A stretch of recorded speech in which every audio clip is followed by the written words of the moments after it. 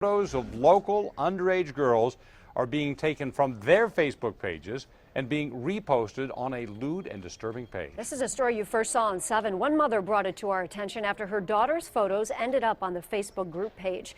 The post began after a man living on Manistee Street in Westland went to that page belonging to a 15-year-old girl. He allegedly copied photos the teen had posted, again on her personal page, and then reposted them on the Facebook group page called Secret Fantasies. Now, while the pictures are not explicit, men are leaving sexually explicit comments, and the girl's mother is very upset.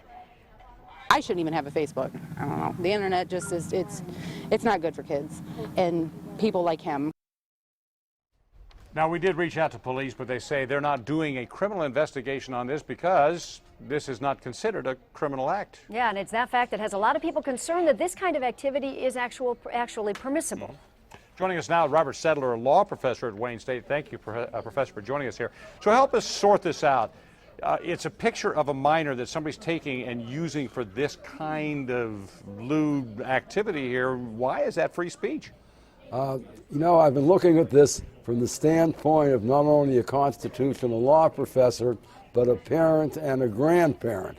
My wife and I found it difficult enough to raise teenagers. Our children are now in their 40s with their own children.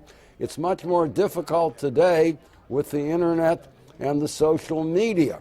Parents have to just work harder and warn their children. They have to warn their children that if they post something on the social media or on the internet or wherever, it can go to the whole world. There's no privacy anymore. That's one of the consequences of the internet and social media. Now, you've asked me, is this protected speech? And the answer is yes.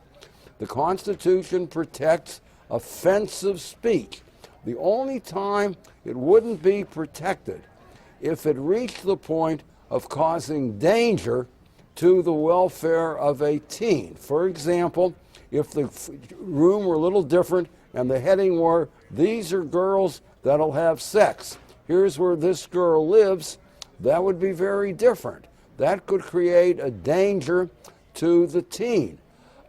Posting nude photos of teens could have some of those negative consequences. But anything you post online, you're saying if a child posts a picture, just a picture of them and their friends on Facebook, it is fair for someone to come, copy that picture, and post it on another website. No problem. No legal problems there. I didn't say it's fair, well, but yeah. I'm saying it's a risk that you take. And now remember, the teen made the choice to post it on Facebook in the first place. Parents ought to tell their children, don't post nude selfies and don't let other people take nude pictures of you, because they can go to the whole world. Yeah, as a parent here, I would look at this and say, I mean, come on, you can almost say they've defamed my child. Isn't there any kind of law under any kind of circumstance where you can sit there and say, you cannot take my child's picture and then say this child is available or does this kind of thing? It doesn't say that. It just says that they're attractive, but it uses in rather sexually explicit terms. No.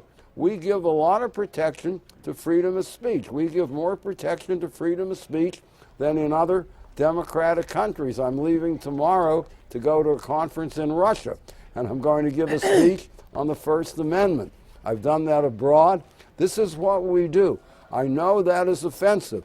I would be very upset. My wife and I would both be very upset if this were our daughter, but it's protected by the First Amendment. Also, Facebook is a private entity.